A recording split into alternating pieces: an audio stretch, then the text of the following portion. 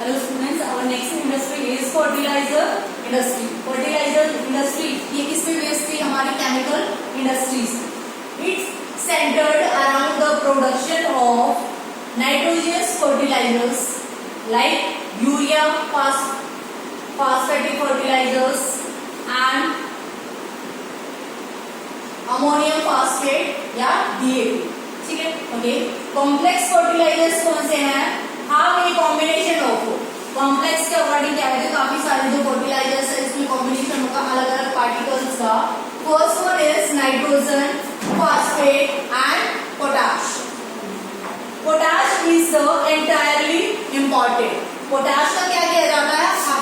Entirely important, यानी कि ये ज्यादा से ज्यादा मात्रा में क्या है, इंपोर्ट किया जाता है, दूसरे देशों से मंगवाया जाता है.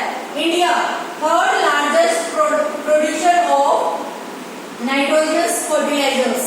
जो इंडिया है नाइट्रोजन फर्टिलाइजर्स में इसका जो रैंक है वो कौन सा है? That one is third.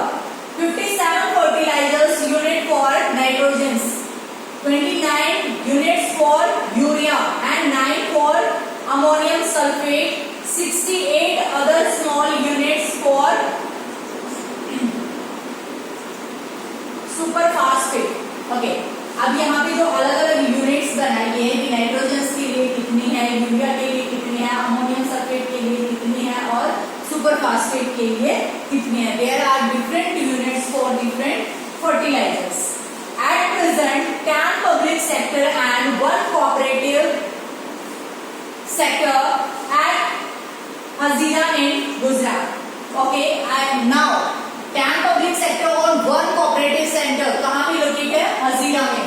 Where is? It is in Gujarat.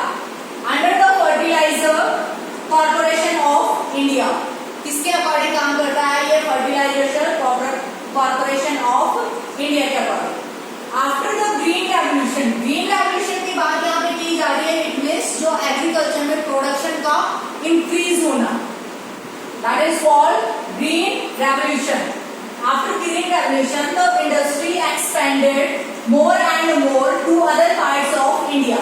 यानी कि जो हमारे फर्टिलाइजर इंडस्ट्री है इसमें ग्रोथ कब आई? आफ्टर ग्रीन रेवोल्यूशन, यानी कि जैसे ही प्रोडक्शन ज्यादा होने लगा तो लोगों ने इसका यूज है वो ज्यादा से ज्यादा करना स्टार्ट कर दिया. Like Gujarat, Tamil Nadu, UP, Punjab and Kerala, अलग अलग स्टेट्स में क्या हो गया, इसकी जो ब्रांचेस थी या जो यूनिट्स थी वो एस्टेब्लिश होना स्टार्ट हो गई ऑल ओवर द इंडिया.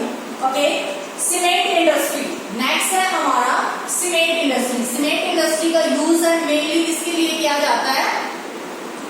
जो कंस्ट्रक्शन वर्क के लिए.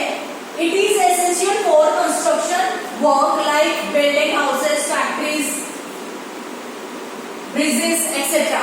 यानी कि जो बिल्डिंग्स वगैरह बनाई जाएंगी, यानी कि कोई भी जो निर्माण कार्य होगा all are used cement. It require bulky raw material. जो सीमेंट होता है एक तरीके से क्या होता है? पत्थर का चूरा. ठीक है, तो उसके लिए जो उसका रॉ मटेरियल होगा वो भी कैसा होगा? बल्कि एंड हैवी. इट रिक्वायर बल्कि रॉ मटेरियल. क्या क्या रॉ मटेरियल यूज किया जाता है सीमेंट बनाने में? Limestone, silica, aluminium and gypsum. Coal and electric power and transportation are needed. इसके लिए किस किस चीज की जरूरत होगी? पावर के लिए इलेक्ट्रिक पावर हो या कोयल हो या फिर ट्रांसपोर्टेशन, एक जगह से दूसरी जगह पे सप्लाई करने के लिए. Cement industry has located plant in Gujarat access to the market because it has suitable access to the market in the Gulf countries. Gulf countries में क्या है? ये जो हमारे अरेबिया वगैरह ये सारी कंट्रीज हैं वो क्या है? Gulf countries. यहाँ पे जो हमारे प्रोडक्शन की जो चीजें हैं या जो सीमेंट का जो सप्लाई है वो सबसे ज्यादा होती है. कहाँ पे होती है सबसे ज्यादा? Gulf countries. या हम बोल सकते हैं लार्जेस्ट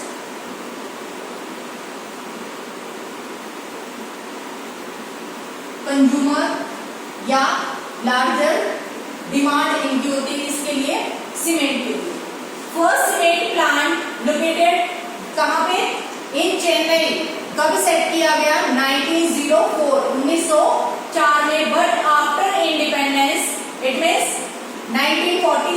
बाद इट ग्रोस, ये बढ़ा, reforms such as the control of price and distribution since 1989 increases.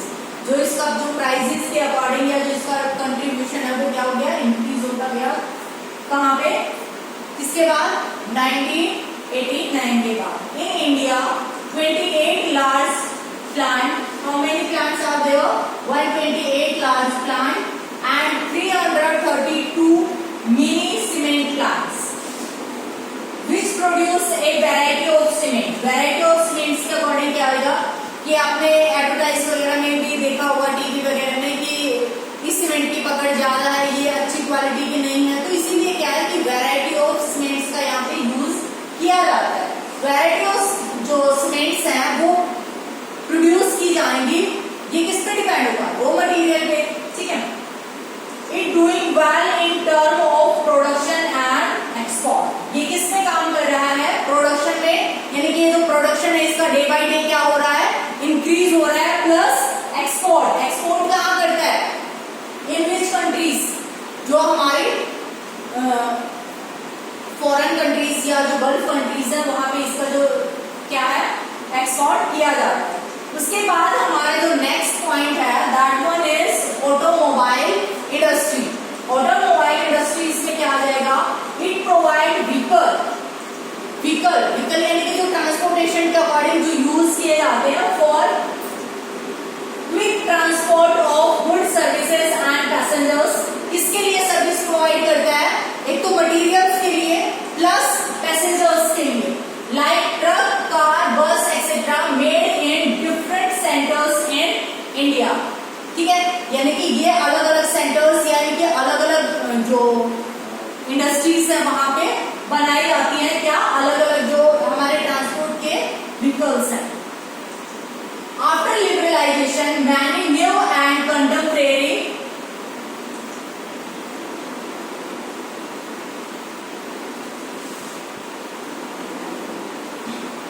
After liberalization, many new and contemporary companies excited the demand of vehicles in the market. Okay, ये क्या है कि जो डिमांड जैसे जैसे पॉपुलेशन हमारी इंक्रीज होती जा रही है, सर्विसेज वगैरह है वो इंक्रीज होती जा रही है, तो जो डिमांड है वो भी क्या होगी, इंक्रीज होगी, ठीक है। जिसकी वजह से वो डिमांड फुलफिल करेगा किसके थ्रू, लिबरलाइजेशन के बाद। ओके, और we can say consumption and growth of industry, ठीक है। इसके अलावा हम क्या कह सकते हैं कि जो इसका कंजप्शन है और जो इसकी ग्रोथ है वो भी क्या हो रही है, रैपिड स्पीड से इंक्रीज हो रही है। It had experienced A quantum jump in less than 15 years. Quantum jump के अकॉर्डिंग क्या जाएगा, इस इंडस्ट्री ने सबसे ज्यादा ग्रोथ की है इन लास्ट 15 इयर्स। ओके, अब यहाँ पे लास्ट 15 इयर्स के अकॉर्डिंग अगर कंपैरिजन किया जाए कि अपनी एज से अगर हम 15 इयर्स बैक जाते हैं, अपने पेरेंट्स से कंसल्ट करके देखना कि उस टाइम पे जो व्हीकल्स थे या जो गाड़ियां वगैरह थी हर किसी के पास नहीं होती थी, लेकिन आज हर घर में एक गाड़ी है, हो सकता है 2-3 या जितना भी जो उनकी लेवल है, इकोनॉमी की लेवल है, उनके ऊपर डिपेंड करता है। तो इसीलिए क्या है कि जो प्रोडक्शन है वो हाई हुआ है, इसने क्वांटम जंप किया है, यानी कि जो प्रोडक्शन है इसने काफी इंक्रीज किया। Foreign direct investment got a new technology and aligned the industry with global developments. Okay, अब यहाँ पे क्या है, फॉरेन डायरेक्ट इन्वेस्टमेंट के अकॉर्डिंग क्या कि पहले जो प्रोड्यूस किया जाता था ऑटोमोबाइल्स वगैरह या जो कार वगैरह बनाई जाती थी वो इंडियन कंपनीज के थ्रू, लेकिन अब फॉरेन इन्वेस्टमेंट, फॉरेनर क्या कर रहे हैं, इन्वेस्टमेंट कर रहे हैं, वो अपनी नई टेक्नोलॉजी दे रहे हैं, प्लस क्या है जो इंडस्ट्रीज का जो मैन्युफैक्चरिंग वर्क है वो इंक्रीज हो रहा है। Now 15 manufacturers of passenger cars, how many manufacturer are there, 50 जो पैसेंजर कार की सप्लाई करते हैं या मैन्युफैक्चर करते हैं।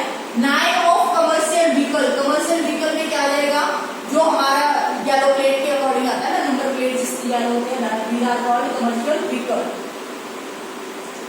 14 व्हीलर्स, ठीक है, यानी कि 14 यूनिट्स है किसकी, 2 और 3 व्हीलर्स के according. The industry is located around Delhi, Gurgaon, Mumbai, Pune, Chennai, Kolkata, Hyderabad, Jamshedpur and Bengaluru etcetera. It means most of जो सेंटर्स हैं वो लोकेट करते हैं डेवलप्ड एरियाज के अकॉर्डिंग, यानी कि बड़े बड़े शहरों के आसपास। इसके बाद हमारा आता है information technology and electronic industries. Information technology यानी कि आईटी सेक्टर, इलेक्ट्रॉनिक आइटम्स के अकॉर्डिंग क्या जाएगा, जैसे मोबाइल वगैरह, ये हमारी सारी चीजें जो कंप्यूटर वगैरह है यूज होती जा रही है, तो इनका प्रोडक्शन भी क्या होगा, जरूरी है। It covers a wide range of products from transistor sets to television. Okay, range change हो गई है, इसका जो प्रोडक्ट है वो चेंज हो गया। पहले जो लोग रेडियो वगैरह अपने पास रखते थे गाने वगैरह के लिए, या जो भी प्रोग्राम एग्रीकल्चर से रिलेटेड आता था, ठीक है, वो किसमें कन्वर्ट हो गया, टेलीविजन। पहले हर किसी के घर में टीवी नहीं होता था, लेकिन आज हर रूम में होता है, ठीक है, तो ये क्या हो गया, ट्रांसफॉर्मेशन। नेक्स्ट है कैलकुलेटर। जो कैलकुलेटर वगैरह रेयरली मिलते थे, अब जो कंप्यूटर है वो या लैपटॉप, प्रेजेंट के अकॉर्डिंग देखते चलो कि जो मोबाइल फोन है हर किसी बच्चे को मिल चुका है। स्टडी के रिलेटेड, ठीक है, रीजन डिफरेंट है but it is fact. Bengaluru, it is called electronic capital of India. इसको क्या बोला जाएगा, electronical capital of India is Bengaluru, या इसको बोला जाएगा सिलिकॉन वैली, ठीक है। अदर सेंटर्स आर, कैपिटल तो ये होगी इलेक्ट्रॉनिक कैपिटल, ठीक है, इसके अलावा जो दूसरे सेंटर वो कौन कौन से हैं, Mumbai, Delhi, Hyderabad, Pune, Chennai etcetera. In 2010 and 11, STPI Software Technology Parks in India, major concentration कहां पे था, बेंगलुरु में, Noida and Mumbai. In these sector 30% of people employed are women. Okay, अब यहाँ पे जो मोस्ट ऑफ कंसंट्रेशन था, अगर एम्प्लॉयमेंट के अकॉर्डिंग देखा जाए, यानी कि वहां पे अगर 100 कैंडिडेट काम करते हैं ओवरऑल इंडो फॉर्म, तो उसमें से जो 30% थी वो कौन थी, लेडीज, ठीक है। Okay, this sector is growing due to BPO. BPO का यहाँ पे क्या गिवन है, बिजनेस प्रोसेसिंग आउटसोर्सिंग, ठीक है, किसके अकॉर्डिंग ग्रो कर रहा है, बीपीओ के according.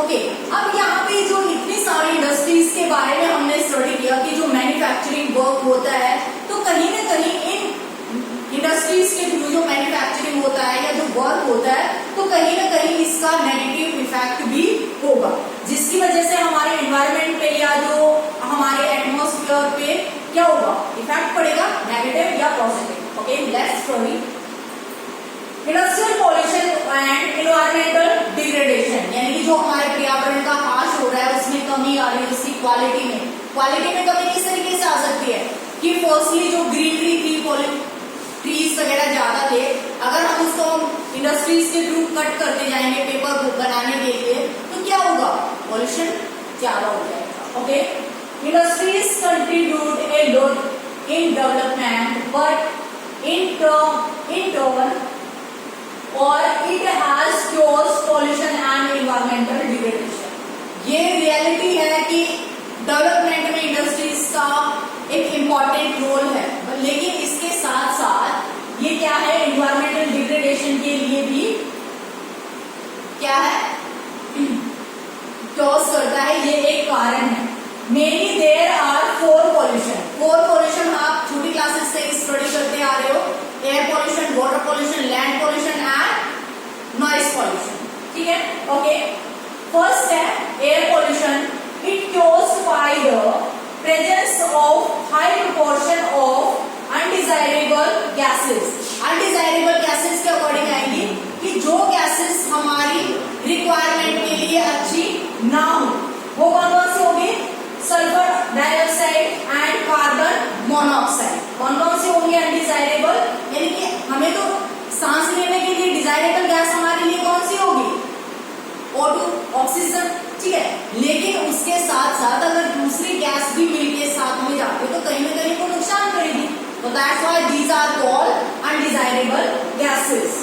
Okay, when particular materials कौन से होंगे, सॉलिड और liquid, in the form of, जो मटेरियल्स होंगे किसकी फॉर्मेशन में, डस्ट में, स्प्रे में या मिस्ट में या स्मोक में, जो मटेरियल्स इंक्लूड होते हैं वो ब्रीथिंग के थ्रू कहाँ जाएंगे, इनहेल करेंगे by chemical and paper factories burning fossil fuels, brick plates यानी कि जो आपकी ईंट बनाने की जो भट्टे वगैरह हैं, refineries etcetera. Ignore pollution norms, यानी कि ये अपना मैन्युफैक्चरिंग का काम तो करते रहते हैं, डेवलपमेंट में कहीं ना कहीं ये अपना इंपॉर्टेंट रोल प्ले करते हैं, लेकिन ये पॉल्यूशन नॉर्म्स को क्या कर देते हैं, इग्नोर कर देते हैं, यानी कि जो इनकी वजह से नुकसान हो रहा है एनवायरमेंट को उसको ये इग्नोर कर रहे हैं। इट्स रिजल्ट, अगर ये पॉल्यूशन को नेग्लेक्ट कर रहे हैं तो इसका रिजल्ट क्या आएगा, it leads to pollution and hazards to human health, plant, animal and atmosphere. किस किस में नुकसान देगा, ह्यूमन हेल्थ में लोग बीमार होंगे, प्लांट्स क्या होंगे, डिस्ट्रॉय हो जाएंगे, एनिमल्स भी डिस्ट्रॉय होंगे और एटमॉस्फेयर भी खराब होगा। सेकंड है हमारा water pollution. Water pollution it caused by organic and inorganic industrial wastes and effluents discharged into rivers। इसके लिए फैक्टर्स कौन कौन से होंगे, ऑर्गेनिक भी और इनऑर्गेनिक भी। ओके, इसमें क्या होगा, जो वेस्ट मटेरियल है, इंडस्ट्रीज जिस चीज को बनाती है, जो वेस्ट मटेरियल है वो डंप कर देते हैं कहाँ पे, रिवर्स में, और वो रिवर फ्लो करते हुए काफी बड़े एरिया को कवर करती है, जिसकी वजह से क्या होगा, वाटर पॉल्यूशन होगा। मेन कल्प्रिट्स क्या होगा, पेपर वर्क बनाया, बल्ब वगैरह बनाया, या chemical, textile, petrochemicals industry, dyeing industries, all these industries के जो केमिकल्स वगैरह या जो वेस्ट मटेरियल सारा का सारा अगर रिवर में जाएगा और वो पानी को हम इंटेक्ट करते हैं, चाहे वो हम एग्रीकल्चरल वर्क के लिए करें, चाहे वो हाउस होल्ड वर्क के लिए, तो वो क्या होगा, not beneficial. Okay, these industries dump substances like dyeing acids, salts and heavy metals. ये क्या करेंगे, इन मटेरियल्स को डंप कर देते हैं कहाँ पे, रिवर में, रिवर या we can say water bodies, ठीक है।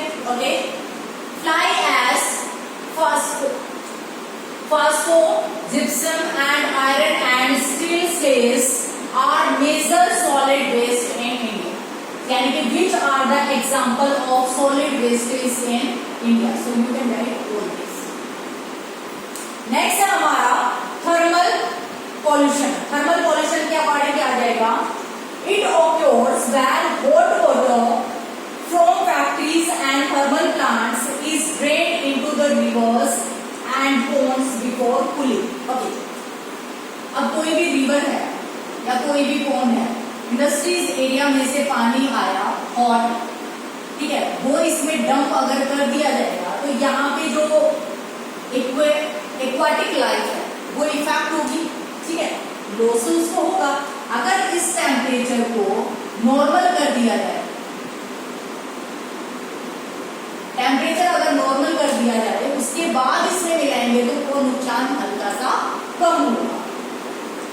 It causes water pollution and bad for aquatic life. जो हॉट वाटर है वो मिला दिया जाता है तो उसके थ्रू क्या होगा, एक तो पानी का जो पॉल्यूशन है वो तो होना ही है, प्लस वो एक्वाटिक लाइफ के लिए भी बेनिफिशियल नहीं होगा। इसका इफेक्ट क्या पड़ेगा, waste dumped is highly toxic nuclear power plant, ठीक है। Okay, it leads to concerns birth defects, miscarriages and aquatic life. Okay, इसका इफेक्ट क्या पड़ेगा कि जो न्यूक्लियर पावर प्लांट्स हैं या जो न्यूक्लियर के जो अणु हमारे अंदर रहेंगे तो उसमें कैंसर की बीमारी आएगी, या बर्थ डिफीट्स यानी कि बच्चे पैदा करने का मिसकैरेज वगैरह, बिफोर बर्थ बच्चे की death, all these problems will be had। okay, अब जो हिरोशिमा और नागासाकी के जो परमाणु बम गिराए गए थे वहां पे आज भी बच्चे अपंग पैदा हो गए, means they are not fully healthy. क्या होगा, इन टॉक्सिक के कारण से वो आज भी वहां पे प्रॉब्लम क्रिएट हो रही है। नेक्स्ट है radiation between soil and water pollution. It means close relation between that. ठीक है, इन दोनों के बीच में, सॉइल और वाटर के बीच में क्या है, क्लोज रिलेशन है। किस तरीके से, dumping waste on soil. Soil पे अगर कोई भी वेस्ट मटेरियल, ये सॉइल की लेयर आ गई, ठीक है, यहाँ पे डंप कर दिया, इसी के बाद अगर बारिश आना स्टार्ट होगी तो इस डंप में से मटेरियल है वो नीचे कहाँ जाएगा,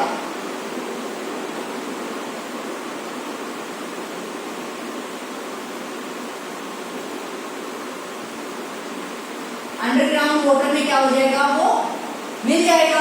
ठीक है, क्योंकि बारिश आई, रेन के कारण, ठीक है, पानी इसमें मिला और वो सारे टॉक्सिक वगैरह है सॉइल के साथ मिलके, पानी के साथ मिलके क्या हो गया, नीचे पोर्स के थ्रू नीचे चला जाएगा और वो अंडरग्राउंड वाटर को भी क्या कर देगा, पॉल्यूट। ठीक है, इसीलिए बोला गया है कि जो लैंड, सॉइल और जो वाटर है दोनों के बीच में कैसा रिलेशन है, क्लोज रिलेशन। ठीक है, तो यहाँ पे क्या आ जाएगा, ground water gets polluted. Next है हमारा noise pollution. It close due to industrial and concentration activities, construction. Okay, जो नॉइस पॉल्यूशन है किसके थ्रू होता है, इंडस्ट्रियल जो फैक्ट्रीज वगैरह चलती रहती हैं तो आवाज जो मशीनें पैदा करती हैं तो उसके अकॉर्डिंग क्या होगा, इरिटेशन पैदा होती है। प्लस कंस्ट्रक्शन, कोई भी सपोज करो कि आपके घर के साइड में कोई घर नया बना रहा है या कंस्ट्रक्शन का वर्क वहाँ पे चालू है, तो जो मशीन्स वगैरह जो नॉइस पैदा करती हैं या जो ब्रिक वगैरह एक जगह से दूसरी जगह पे गिरेगा सामान है तो क्या होगा, इन सभी से भी नॉइस पॉल्यूशन होता है। Machinery, factory equipment, electric grills etcetera are cause of noise pollution. ठीक है, ये सारे के सारे क्या है, नॉइस पॉल्यूशन के कॉज हैं, कारण है। इसका इम्पैक्ट क्या होगा, हियरिंग इम्पेयरमेंट यानी कि कम सुनाई देना, यानी कि बहरा हो जाना। इंक्रीज हार्ट रेट, अगर एकदम से आपको आवाज ज्यादा अचानक से सुनाई देती है तो हार्ट बीट क्या हो जाती है, ऑटोमेटिकली इंक्रीज हो जाती है, उसकी स्पीड है वो हाई हो जाती है। ब्लड प्रेशर है वो भी क्या हो जाएगा, या तो किसी का बीपी आपने सुना होगा कि बढ़ गया घट गया, तो ये सारे के सारे इफेक्ट होते हैं। Unwanted sound is source of street and lack of concentration. Okay, जो अगर आप स्टडी कर रहे हो और आपके आस पड़ोस में किसी गली में से कोई भी ज्यादा है, तो चाहे म्यूजिक की आवाज है, चाहे किसी का लड़ाई चल रहा है, चाहे कोई वैसे चिल्ला रहा है, तो वो आपकी कंसंट्रेशन को क्या करेगा, डिस्टर्ब करता है। कंट्रोल ऑफ इन्वायरमेंटल डिग्रेडेशन, यानी कि इन्वायरमेंटल डिग्रेडेशन को कंट्रोल करने के लिए कौन कौन से जो फैक्टर्स हैं वो काम करेंगे, किस तरीके से हम इसको प्रोटेक्ट कर सकते हैं। 1 litre of waste water pollutes 8 times the quantity of fresh water.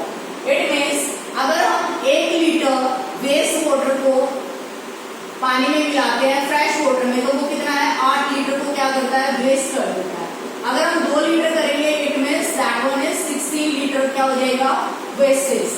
तो अब यहाँ पे मान के चलो कि जो रिवर्स है हमारे, उन रिवर्स के आसपास इतने सारी जो इंडस्ट्रीज हैं लोकेटेड है और उनका waste material most of dump किया जाता है रिवर्स में।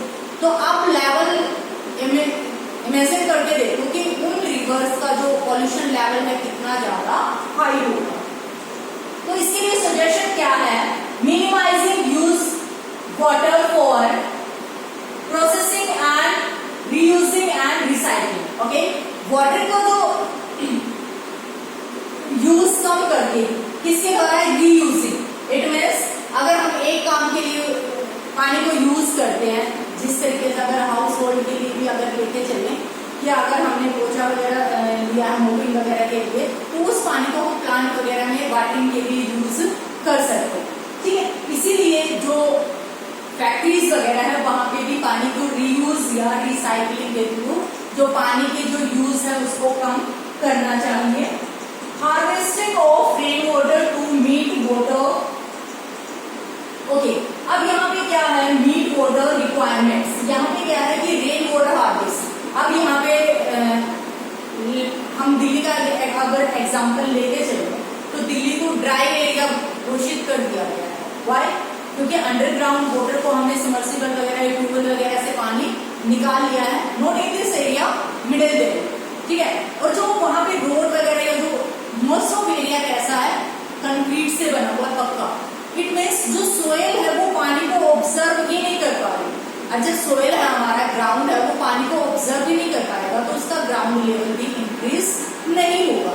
और ग्राउंड लेवल इंक्रीज नहीं होगा, इट मीन्स वो ड्राई एरिया हो जाएगा। ओके, तो इसीलिए बोला गया है कि जो rain water harvest system, it means जो हमारी छतों पे पानी इकट्ठा होता है या जो गलियों में इकट्ठा होता है, तो उसको ऐसे ही नदी नालों में ना बहाकर क्या करना है, डंपिंग करके उसको स्टोर करना, ताकि हमारा जो ग्राउंड वाटर है वो इंक्रीज हो पाए। Okay, industrial effluent can be treated in 3 ways. First क्या आएगा, प्राइमरी ट्रीटमेंट क्या आ जाएगा, मैकेनिकल मीन्स। सेकेंडरी में क्या आ जाएगा, बायोलॉजिकल प्रोसेस। थर्ड में क्या आ जाएगा, biological, chemical and physical processes. 3 ways के अकॉर्डिंग हम क्या करते हैं, इंडस्ट्रियल जो इन्फ्लुएंस है उनको ट्रीट किया जा सकता है, उनको डिग्रेड या पॉल्यूशन के लेवल को कम किया जा सकता है।